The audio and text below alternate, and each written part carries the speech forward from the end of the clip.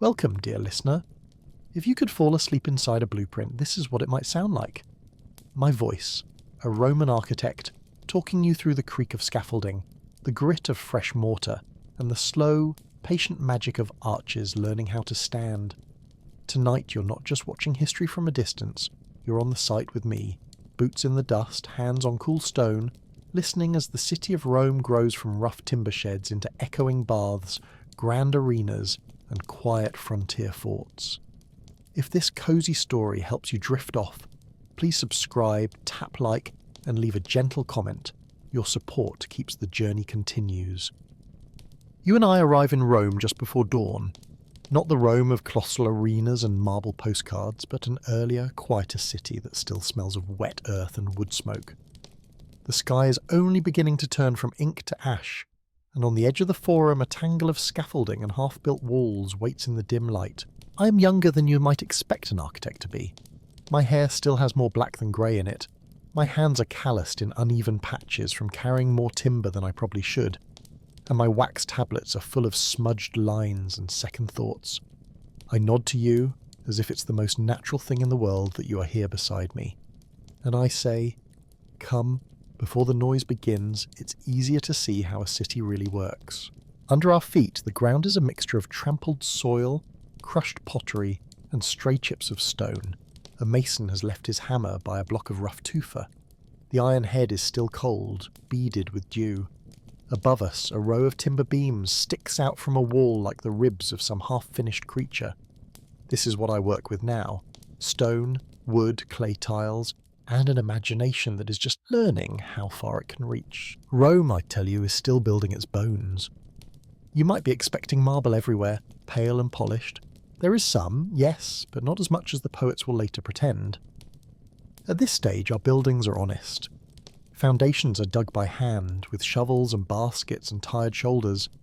We set blocks of tufa, that crumbly volcanic stone, into trenches lined with gravel. Mortar, lime mixed with sand and water, is slapped into the place with a sound almost like someone patting dough into a loaf. If it sticks to your fingers and stings just a little, you know the mix is right. Listen for a moment. A cart rattles over uneven paving stones nearby, its wooden wheels complaining softly. From a nearby workshop comes the rasp of a saw biting through pine. A rooster insists that he has discovered the sunrise before anyone else. This is my soundtrack. No machines, no metal shrieking, just tools, hands, and voices. We begin our little tour at a temple under construction. The scaffolding is made of straight pine poles lashed with rope. If you touch one, the bark flakes under your fingers, leaving a faint resinous scent. The workers move like a well-practiced chorus, passing up bricks and tiles along a chain of arms. The top, a man with a sunburned neck and a serious expression checks the alignment of a beam with a plumb line. A simple cord with a weight at the end, swinging gently into the morning air. Most of what we know, I admit to you, we borrowed. From the Etruscans to the north, we have learned to love deep, sheltering roofs and heavy columns. Their temples sit on high platforms, with broad steps and porches that feel like open arms. We imitate that, sometimes clumsily, sometimes with surprising grace. From the Greeks, whose statues seem to stand with one foot in the heavens, we steal ideas about proportion and rhythm. Doric, Ionic, Corinthian, these words will come to rule our columns like patient little generals. But here, now, the rules are still settling, still soft at the edges. I lead you closer to the temple's base, run your hand along the cut stone. It's not perfectly smooth, you can feel the tiny ridges left by the mason's chisel. He's been working since the stars were still clear, chipping away, measuring, muttering quiet insults at any block that refuses to fit. The air carries a chalky tang from the fresh stone dust that lingers in your throat. See this, I say, pointing to a timber that spans a gap between two columns. This is how we still think most of the time. Vertical and horizontal, post and lintel, a beam resting on supports. It is a simple system, and in many ways a good one. Straight lines are easy to imagine and easier to build. But they have their limits. Try to span too wide a space with a wooden beam, and it sags or cracks, or remind you rudely that trees do not grow indefinitely long. For now, we accept these limits. Our spaces are smaller, our roofs lower, our ambitions carefully folded to fit inside the materials we know. We step away from the temple, down a narrow street. The sun has climbed just enough to catch on the edges of tiled roofs. Houses lean in toward one another, as if gossiping across the alley. Many are built with mud brick on the stone foundations, their walls coated in plaster that will eventually be painted in warm colours. Wooden balconies jut out overhead, hung with laundry and the occasional pot of herbs. One of them creaks as a woman leans on the railing to watch the street below. If you look closely at a doorway, you can see the grain of the wooden lintel slightly darker, where smoke has brushed it from the brazier inside. The door itself might be a simple plank, banded with iron. Hinges squeak, locks thud, and somewhere a sleepy child complains about being woken up this early. You would call this a city, I say, but for us it's still a patchwork. Every generation adds a bit. A new wall here, a rebuilt roof there, a shrine squeezed into a corner because someone made a promise to a god during a storm. There is no master plan yet, no grand drawing that shows everything from above. We build where we can, as we can, often reusing stones from older structures that no one remembers very well. It's a little like furnishing a room over many years. A chair from an aunt, a table from a market, a shelf someone made on a rainy afternoon. Nothing quite matches, but together it works. We walk uphill toward a small workshop where roof tiles are being fired. The kiln is a squat, brick-bellied creature breathing out heat and a faint metallic smell of baked clay. Inside, stacks of curved tiles glow in the dim red light. When the tiles cool, they will be tough enough to shrug off years of sun and rain. I show you how each tile is shaped by hand, pressed over a simple mould. Thumbs leave faint marks that no one will see from the street, but they are there, like signatures. Above our heads, as the morning brightens, the city reveals more of its skeleton. You notice how many structures rely on timber. Floors supported by wooden joists, staircases made of thick planks, galleries braced with diagonal beams. Stone is important, yes, but wood is our quiet partner. We stack it, carve it, wedge it into the place, and pray it stays dry. Fire is our constant worry. A single overturned lamp can turn years of careful work into a very dramatic, very unwanted festival of sparks. To keep disaster at bay, we keep our streets relatively narrow, our houses huddled together, sharing walls and warmth. In winter, the heat from one hearth seeps into the next, and the whole block becomes a patchwork quilt of breath and fire. In summer, well, we sweat and complain and hope the gods are in a forgiving mood. Look there, I'd say, pointing toward a modest basilica near the forum. It is not yet the grand kind of basilica future generations will know, but a simple hall used for business and gatherings. Inside, rows of wooden columns support a timber roof, and light filters in from small high openings. The floor is packed earth at the moment, waiting for its gravel and paving. We step inside together. The air is cooler, carrying the faint smell of old dust and fresh shavings from some recent repair. A clerk at a table scratches lines on a wax tablet with his stylus, pausing occasionally to warm his fingers over a small charcoal brazier. The sound of his writing is a soft, repetitive whisper. This is where I really learn, I confess quietly so as not to disturb him. Not just as a builder, but as an architect. You see, in spaces like this, I begin to realise that a building is not only walls and roofs, it is also how sound travels, how light falls, how people move and gather. If the hall is too narrow, people feel cramped. If the roof is too low, voices flatten and clash in the air. If the windows are poorly placed, scribes complain that they cannot see, and traders mutter that their coins look dull. So I start to pay attention. I watch how a beam of sunlight moves across the floor as the day passes. I listen to the echo of a footstep. I note where people naturally choose to stand and talk. We step back outside into the growing bustle of the forum. Stalls are being set up, awnings tugged into place, goods unpacked from woven baskets.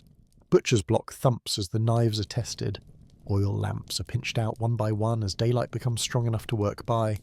Someone leading a donkey swears cheerfully when it decides the middle of the street is an excellent place to stop and contemplate life.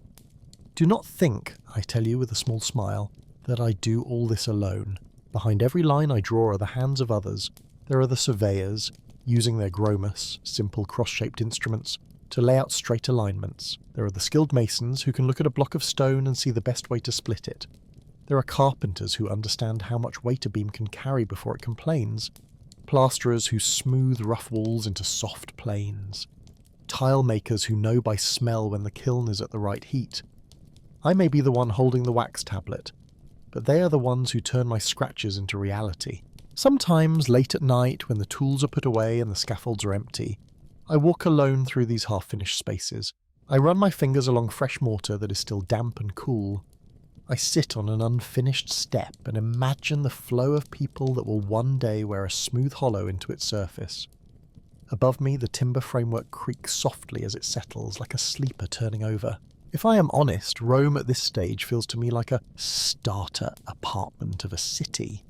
The kind you move into when you have big dreams, a small budget, and a collection of furniture that doesn't quite match. Our techniques are reliable but limited. Our materials are sturdy but demanding. We make do, mend, and occasionally swear at a cracked beam or a misbehaving wall. And yet there is a kind of comfort in this roughness. You can see every joint, every support, every decision, and nothing is hidden yet. As the day begins to lean toward evening, we climb a small rise at the edge of the building site where we started. The sun is lowering, turning the dust in the air to gold. The temple's columns now cast long slanting shadows across the ground. Workers pack up, hammers set in neat rows, chisels dropped into leather bags, ropes coiled beside the scaffold. Someone quenches a brazier with a hiss and a puff of fragrant smoke. From here, we can see the low, uneven skyline of early Rome. Roofs of terracotta tiles, clusters of timber, the occasional taller structure standing like a curious child on tiptoe. Beyond the city walls, the hills are soft and darkening, their outlines blurring as twilight folds the world in. I unroll one of my wax tablets and show you a sketch, a simple elevation of the temple facade, lines for columns, triangles for roof, a few notes in hurried shorthand. It is not a masterpiece, it's a beginning. Remember this view, I say gently. This is where we start. Stone and timber and borrowed ideas. A city that is still learning what it wants to be. As the first stars appear, we stand together beside the quiet scaffolding, listening to the last faint knocks of tools being put away. The beams above us are dark shapes against the deepening sky, waiting for tomorrow's light and tomorrow's work. Rome's bones are still growing, slowly, steadily, one block, one beam, one careful line at a time. And as the city settles into night, like a builder easing tired feet out of dusty sandals, you can feel, somewhere beneath the murmuring streets, that everything we have touched today is only the beginning of what these hands and this restless young city will learn to do. By the time you find me again, Rome has changed. The city you walked through before, with its low timber roofs and modest stone walls, is still here, but it has been joined by something new, a sense that we can push a little farther. The streets feel a little busier, the buildings a little taller, as if the whole place has taken a deep breath and decided to stand up straighter. I have taken a few more steps along the same path. There is grey in my hair now, and the calluses on my hands are less from carrying beams and more from drawing lines, erasing them, and drawing them again. We meet before sunrise once more, as is becoming our habit. This time we stand inside the shell of a basilica under construction, a much larger one than the hall you saw before. In the half-dark, the space feels almost like a cave. Wooden frames rise all around us, curved and ribbed, like the skeleton of some enormous animal. Above, spanning the width of the hall, are half-formed arches, their stones still supported by those temporary wooden ribs. Listen, I say. You can almost hear the city learning something new. A worker climbs along the wooden centering, his bare feet quiet on the planks. He adjusts a wedge under one of the stones, the voussoir that will form the curve of the arch, and taps it with a mallet until it settles into place. The sound is a gentle, hollow knock, repeated along the line as others do the same. Beneath us, the packed earth floor is scattered with chips of stone, curled shavings of wood, and little piles of grey dust from a new material that has become my secret ally. I crouch and scoop up a bit of it, letting it crumble between my fingers. Concrete, I tell you, as if introducing you to an old friend. This is why those arches can grow bolder. We did not invent the idea of mixing things together to make a stronger whole, of course. People have been combining lime and sand and stone fragments for a long time. But we have something special near Rome. Volcanic ash. A fine powder from the earth that behaves as if the gods themselves taught it a trick. When we mix this ash with lime and aggregate, bits of broken stone, pottery, whatever is at hand, the result is a paste that slowly hardens into a mass tougher than anything we could stack by hand alone. I lead you to the edge of the site where a group of labourers are mixing a batch. A shallow pit has been dug and lined with planks. Buckets of water are poured in, then lime, then the dark ash. Men with broad shoulders and resigned expressions step in and begin to tread the mixture with their bare feet, like impatient dancers in a very serious performance.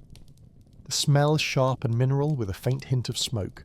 The proportion, I say, lowering my voice as if sharing a true secret, are everything. Too much water and it sulks and refuses to harden properly. Too little and it crumbles like bad bread. You have to learn the feel of it under your hands. One of the workers lifts a double handful of the mix, lets it slump back into the pit in a slow, heavy ribbon. He nods to himself. Almost right. Soon we will stir in small stones, pour it into wooden moulds, and let it set into walls that are lighter than solid stone, yet strong enough to hold up floors, roofs, and ideas that would once have been impossible. We walk back into the basilica. The arches above us are still incomplete, but I ask you to imagine them without the wooden centering. Picture the curve of stone standing by itself, every block leaning into its neighbours, each one both helping and being helped.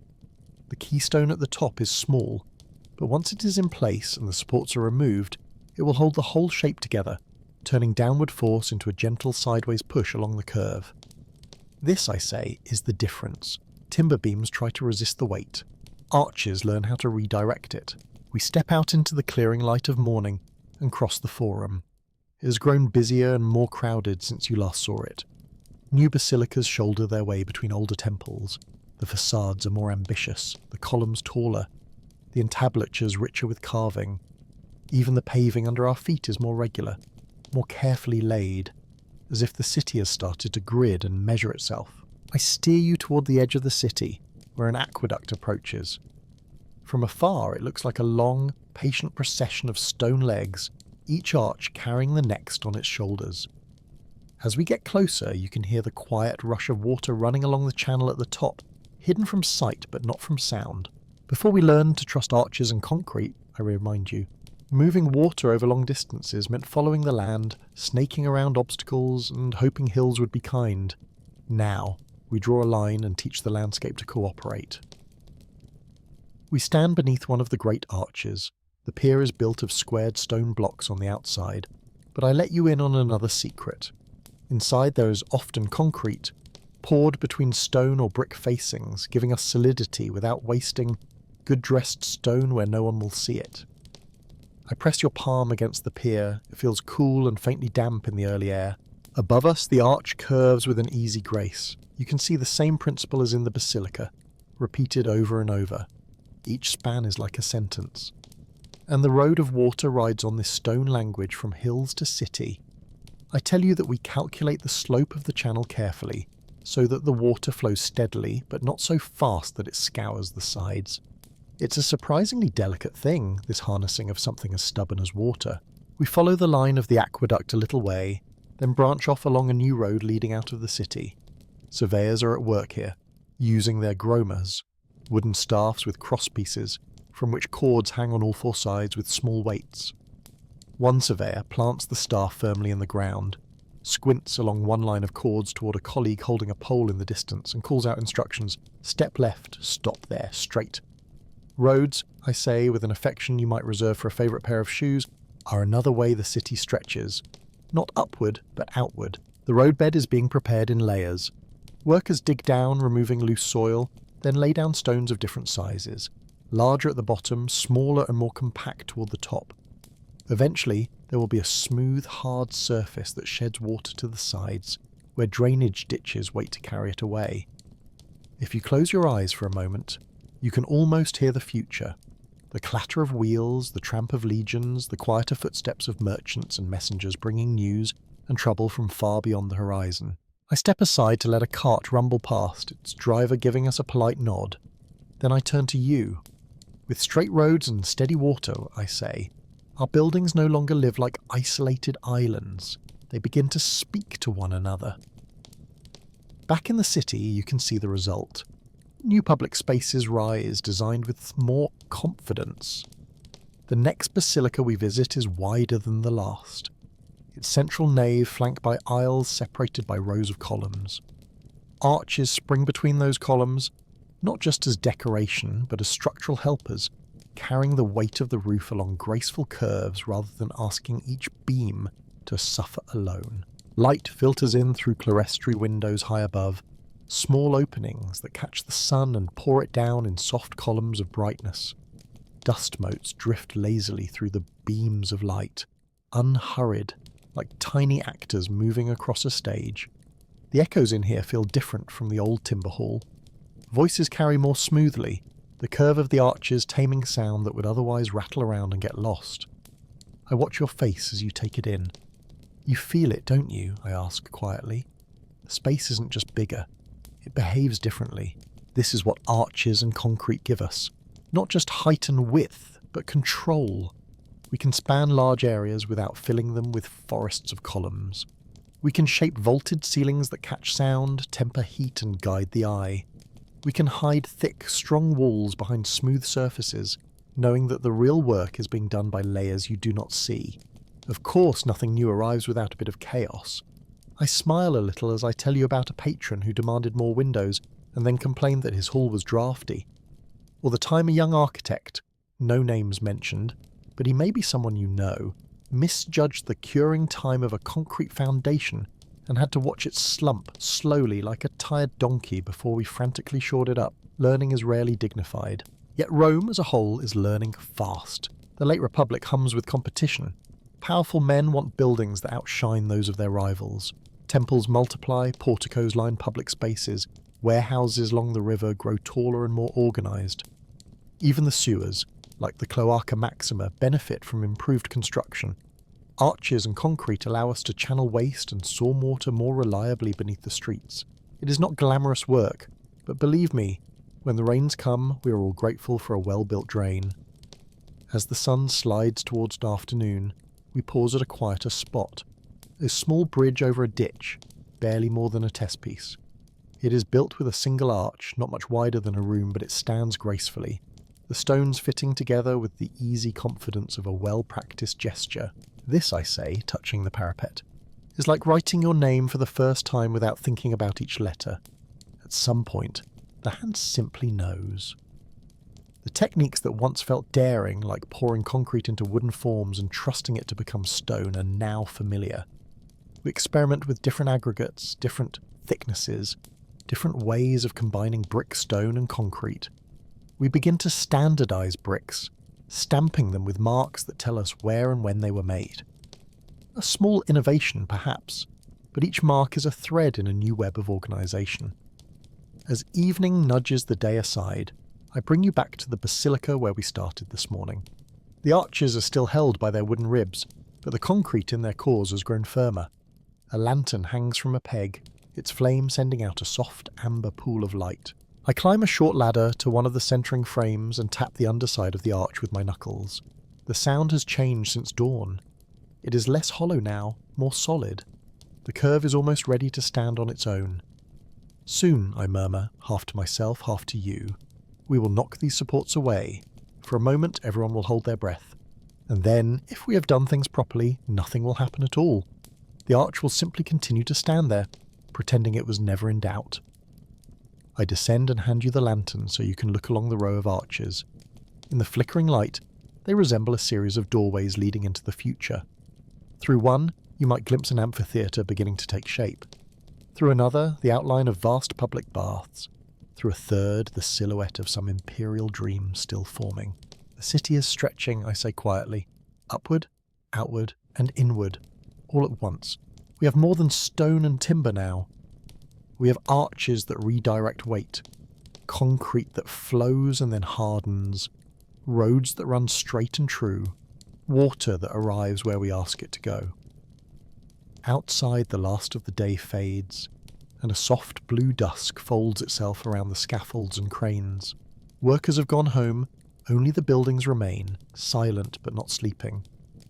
The curves above us seem to hold the darkness gently, as if cradling the night. You and I stand in the quiet basilica, under arches that are almost ready to be trusted. Somewhere in a nearby workshop, someone is already drawing plans for a structure that will make this one look modest. The city, once a starter apartment, is rearranging its furniture and knocking down walls. When we leave, I pause at the threshold and look back. The lantern's light glows softly against stone and timber, picking out the lines of the curves we've coaxed into being. Next time, I promise, with a calm certainty that even surprises me a little, I will take you into places built not only to serve but to astonish. Baths where the air itself seems to be designed, theatres where stone and sound conspire, an arena where every arch, every vault, every stair works together to hold a crowd you can hardly imagine. The basilica darkens behind us as we step into the night, but the arches we leave inside continue their quiet work, learning to stand alone. Rome too has taken that step, no longer just stacking stones but shaping space. And as you walk beside me through the hush of the sleeping city, you can feel that the ground itself is different now, carrying not only our footsteps, but all the weight of what we are about to attempt. When you find me again, Rome is no longer stretching, it is showing off. The city you saw learning to trust arches and concrete has now grown into something more theatrical. We are in the age of emperors, and they have big ideas about what architecture should do. It is no longer enough for buildings to stand. Now they must impress, entertain, and quietly say, "Look how powerful we are," without anyone having to actually say it out loud. We meet before dawn as usual, but this time we stand inside the skeleton of an amphitheatre, not the little wooden arenas of earlier days. This is stone and concrete and carefully trained ambition. The seats rise above us in great rings, still bare, waiting for their marble faces. Around us is a forest of scaffolding, ladders, and temporary walkways. Lamps hang here and there, small pools of light in the half-dark. When someone moves, their shadow stretches along the curve of a vault, then vanishes again. "Welcome," I say softly, "to a building that is basically a machine for people." Look up. Above your head, barrel vaults run like stone tunnels, one after another, circling the arena. These vaults are built from concrete poured over the brick ribs, then faced with stone where it will be seen. Arches intersect, support and repeat, forming a honeycomb of corridors and staircases. Every curve has a purpose, every passage leads somewhere very specific.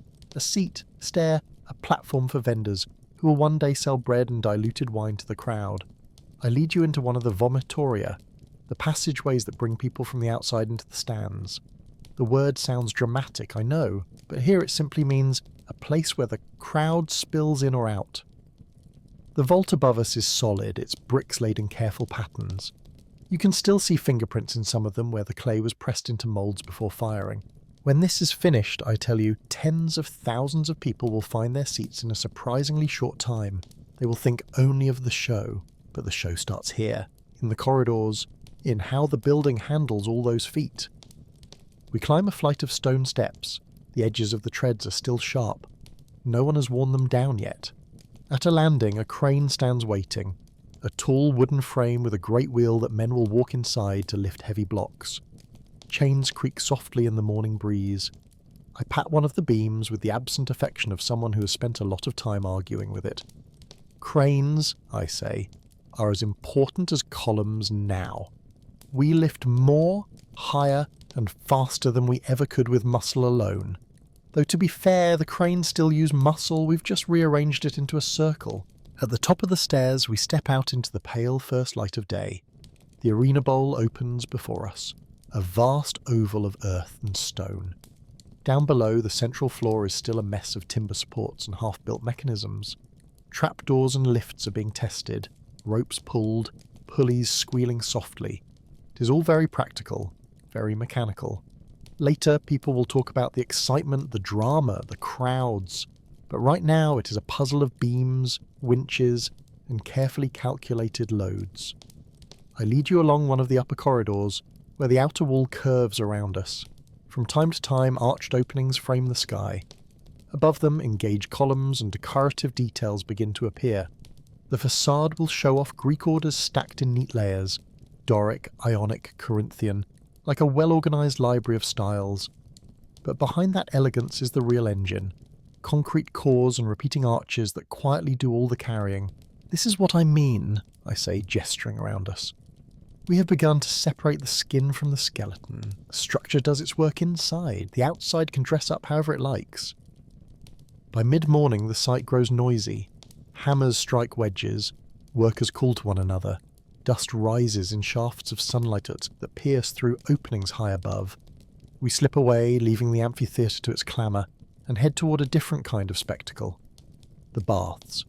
From a distance, the complex looks like a small city.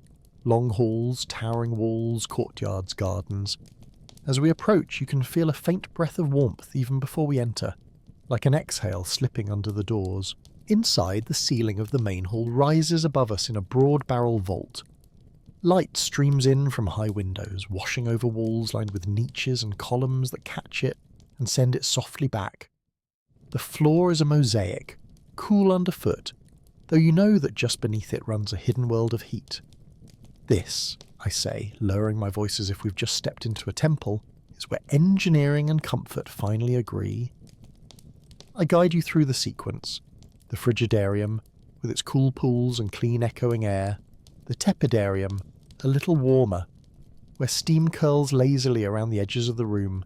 And then the caldarium, where heat presses against your skin like a heavy cloak. Underneath us are the hypercausts, low brick pillars holding up the floor, leaving space for hot air from the furnaces to flow. If you could slip into that hidden space, you would see a red glow from the fire, hear the muffled roar of flames, feel the constant shifting of heat. Hot air moves through hollows in the walls too, carried up by terracotta pipes. The whole building is like a breathing animal, drawing in cold air and pushing out warmth in just the right places. We pause near a wall where some of the facing has not yet been applied. Here you can see everything at once: the concrete core, the layers of brick, the channels for heat, and the polished stone slabs waiting nearby to cover it all. When the bath is finished, visitors will see only marble and water and a pleasant cloud of steam. But you and I know the secret pathways running inside the walls like invisible rivers. Ancient luxury, I murmur. It's really just careful plumbing and patient brickwork. I say it lightly, but there is truth in the joke. These baths are a statement of wealth, of organisation, of the ability to bring water from miles away, to heat entire chambers, to coordinate labour on a scale that would make a smaller city faint. Yet at the same time, they are simply another answer to an old question. How can we make life a little more comfortable? We wander out into one of the side courtyards. Sunlight pours down into a rectangular garden framed by colonnades. A pool reflects the sky. On one side, a library will store scrolls. On the other, gyms and exercise yards give people a place to move before they soak. The baths are not just about washing. They're about the whole rhythm of the day. Business done, gossip exchanged, friendships formed, alliances discussed. All inside a structure that quietly manages heat, light, water and crowd flow like a patient, experienced host. Do you see how everything is linked now, I ask? Concrete vaults give us big enclosed spaces. Aqueducts feed the cisterns. Furnaces pump hot air through carefully planned channels. It looks like leisure. Underneath, it's logistics. By afternoon, we leave the warm serenity of the baths and walk toward a theatre. Not the roaring oval of the amphitheatre this time, but a semicircle of seats facing a stage. Here, too, arches and concrete have had their say. Vaulted corridors support the tiers of seating, buttressing one another, turning stone into a kind of delicate stacked shell. We climb to an upper level. From our perch, the stage below is framed by a grand scaena fronds, a wall of columns, niches and balconies all meant to be seen. Somewhere a musician tests a note. It leaps out, hits the curves of the theatre and comes up to meet us. Clear and strong. In spaces like this, I explain, architecture and sound become partners. The curve of the seating bowl, the height of the stage wall, the position of the awnings overhead, they all change how a voice carries. I have stood here during rehearsals, adjusting small things, the angle of a wall, the size of a niche, the placement of a door. The actors naturally think it is all about them. I try not to disillusion them. By the time the sun leans toward the horizon, we have walked through 3 different kinds of spectacle. The roaring future of the amphitheatre, the enveloping warmth of the baths, and the disciplined focus of the theatre. Each uses the same basic tools: arches, vaults, concrete, standardized bricks, water channels, heating systems, but each arranges them to shape a different kind of human gathering. We end our day on a high terrace, one of those quiet corners from which you can see the city without having to participate in all of its noise. Below us, roofs curve and overlap, domes catch the last light.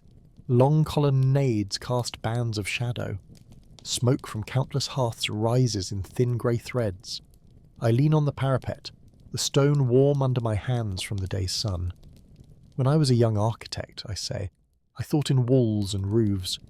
Then I learned to think in arches and concrete. Now I find I think in crowds. I gesture toward the city, the amphitheatre that will one day fill and empty like a beating heart. The baths that draw people through a carefully warmed sequence of spaces. The theatres where sound and story bounce off carefully shaped stone. Our craft has become less about single buildings and more about systems, I go on. Systems for moving water, air, light, and people. We still care about beauty, of course, the carvings, the columns, the marble.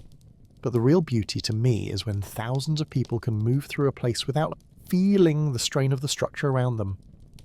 The sky deepens to indigo. Lamps are being lit one by one, small stars at street level.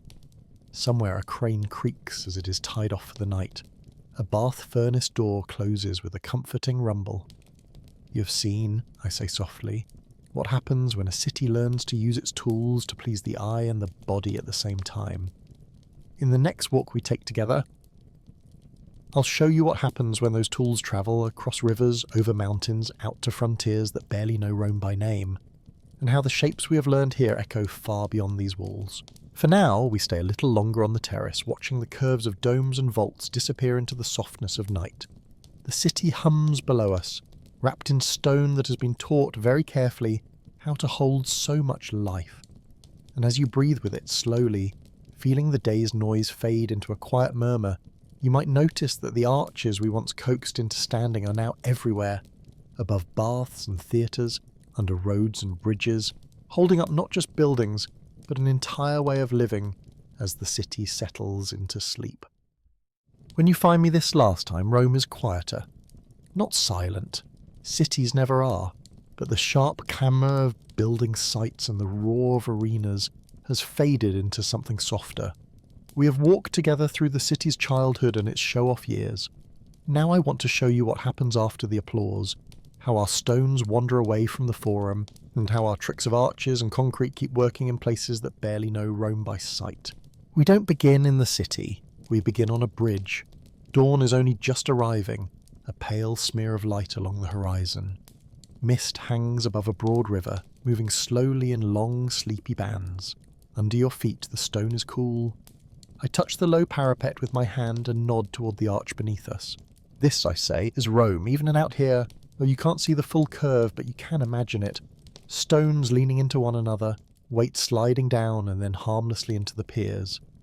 Inside those piers is our old friend, concrete, poured into cofferdams we built while standing knee-deep in mud, swearing and trying not to float away. None of that struggle is visible now. The bridge simply stands here as if it always has, carrying carts, soldiers, and the occasional person who just needed a quiet walk before breakfast. A cart rattles past, wheels bumping gently over the paving stones. The driver barely glances at the arch that keeps him dry. That, I've decided, is the highest compliment. When people forget the danger beneath their feet. On the far bank, the road straightens and disappears into a line of trees, a pale ribbon of dust. We follow it. The road is modest, but the pattern is familiar. A cambered surface to send rain to the sides, drainage ditches waiting patiently for storms, the layered foundation under the paving that lets the road shrug off years of hooves and wheels. From time to time, a small milestone stands by the verge, giving distances and names, little stone sentences tying this quiet stretch of countryside back to the capital.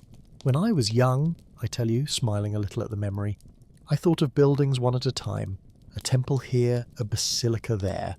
Now I see threads, roads like this, aqueducts, walls. Tug one, and something moves far away. By late morning, the road brings us to a fort on a low rise.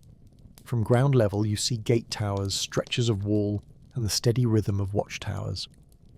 If you could float upward, you'd see what I sketched on my tablet years ago. A neat rectangle, streets crossing at the right angles, barracks and storehouses arranged with satisfying clarity. We pass under the gate arch. It feels familiar under your hand now, that cool curve of stone above your head. Inside, the place is busy but orderly. Soldiers cross the courtyard, a cook carries a pot that smells strongly of garlic and optimism, someone hammers at a horseshoe in a little workshop. This, I say, is also Rome, a portable town stamped onto the landscape. We stop at the granary. Its floor is raised on short stone piers so air can flow underneath and keep the harvest dry. Windows are narrow, walls thick. No marble, no carvings, nothing for poets to sigh over. And yet, when winter makes the road outside difficult, this will quietly be the most important building inside these walls. Just beyond is the fort's small bathhouse. It's a humble cousin of the city baths you've seen, but the principles are the same. A furnace at one end, hypercoarse pillars under the floor, hollow bricks in the walls guiding hot air upward. Soldiers will come here at the end of the day, stamping mud from their boots, letting the warmth unknot their shoulders. The same tricks that pampered senators in Rome now soothe men who sleep with shields within arm's reach. We sit for a moment on a stone by the inner wall, looking out through a gap toward the hills. The landscape out there doesn't care about forums or senatorial debates, but it carries our marks, roads, bridges, a rectangle of walls, like faint ink on skin. If you erased the names and politics, I say quietly, and looked only at the shapes we make, you would still know we had been here. In the afternoon, we trade stone ramparts for the smell of salt. The harbour is busy in a slower way than the city. Ships rocking at anchor, ropes creaking, voices calling over water. Warehouses line the shore, their fronts a rhythm of repeating arches.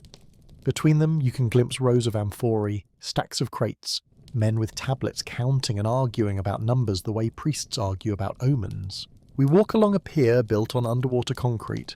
To make it, we dropped a mix of lime, volcanic ash and rubble into forms below the surface, trusting that its strange chemistry to harden, where the water could not wash it away. It still feels like a small miracle to me, stone that sets in the sea's teeth. I run my fingers over the edge where barnacles and tiny shells have started to claim the surface. The sea always adds its own decorations. Those warehouses, I say, nodding toward the arches, are just simple sheds in disguise, but inside someone has measured every bay, counted every jar, written down every delivery. The same habits that let us organise theatres and baths let us stack cargo without losing track of it all. Beauty gets the poems, logistics keeps everyone fed. We move through a colonnade where the shade smells of hemp rope, seawater and old grain. The arches frame patches of glittering sea. Dockworkers follow paths implied by the architecture without thinking.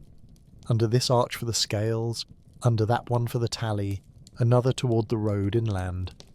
The building quietly steers them like a hand at the small of the back. As the sun leans toward the horizon, we climb a small hill above the harbour. From there you can see everything at once. The bridge from Morning as a thin line over the river, the fort as a compact shape against the land, the pattern of roads, the low practical shoulders of the warehouses, the broken strip of shore where someone will probably build another pier next year. I sit on a leftover block of stone. There is always at least one. You sit beside me. I won't pretend, I say, that all of this will stay exactly as we made it. Storms will come. Emperors will change. Someone someday will pull stones from that fort wall to build a farmhouse. Roofs will fall in.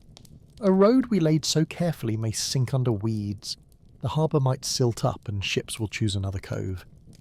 I rest my hand on the rock between us. And yet, I continue, some things linger. An arch, once it has learned to stand, is stubborn. A well-laid road may lose its paving, but its solid foundation will keep forwaping the route people take. A town planned as a grid keeps that grid even after new walls, new doors, new gods. People long after us will use our stones as if they were just part of the landscape. A column drum as a threshold, a carved block as a bench, a broken statue as very decorative building material. They may not know our recipes, I say, but they will walk in our paths. I look at you properly now. You come from further away than any frontier, I tell you. Your world builds higher and faster with the materials I can only guess at. But I suspect your questions are not so different. How do we cross this river? How do we warm this room? How do we make a space that feels like a good place to be? You might call it comfort or a design or urban planning. I call it the old work of fitting the world to the fragile people inside it. Evening folds itself over the harbour and the fort. Lamps prick the dusk along the walls at the water's edge by a lonely milestone on the road. The colours drain into blue and then into something darker and softer. We rise and walk back toward the main road. Grass pushes between some of the stones, but the line is still sure. It nudges carts, feet and thoughts in a particular direction, the way our walls nudge courtyards into shape. Do you remember, I ask, our first walk? The rough scaffolding in early Rome, the low roofs, the young man guessing his way through his first temple? We have come a long way from that morning, through arches learning to stand, through aqueducts and arenas, through baths where heat moves like a designed breeze, through forts and harbours at the edges of maps. Architecture, I'd say, it is not just what you see standing today, it's also the habits and lines that quietly survive. The sky above us has turned deep and calm. One by one stars appear, small and indifferent to all our cleverness. Somewhere unseen, water is still sliding through a channel we cut from a hillside long ago. Somewhere else, feet are following the easiest route, our route, between 2 points because the ground has been coaxed into that decision. If, when you close your eyes, I murmur, you can feel the curve of an old arch under your palm, the firmness of a worn step, the hush of a room warmed from beneath. Then some part of Rome walks with you still. Night settles gently, like a vast dark roof drawn over river and road and stone. The long shadow of the city stretches not in marble statues and famous names, but in the quiet shapes of bridges, grids, baths and streets, echoes of a time when we were just trying to solve problems with stone and patience. And as you drift towards sleep, you carry those shapes with you, not as heavy ruins, but as soft impressions. A line, a curve, a doorway waiting in the dark, holding space for whoever comes next. And so, our journey for tonight comes to a quiet close. The story lingers, like the last glow of candlelight, as you drift further into rest. If these gentle wanderings bring you peace, I invite you to like and subscribe so that whenever you wish, you may return and we can travel together once more. For now, dear listener, may your dreams be kind and your night be restful. Until next time.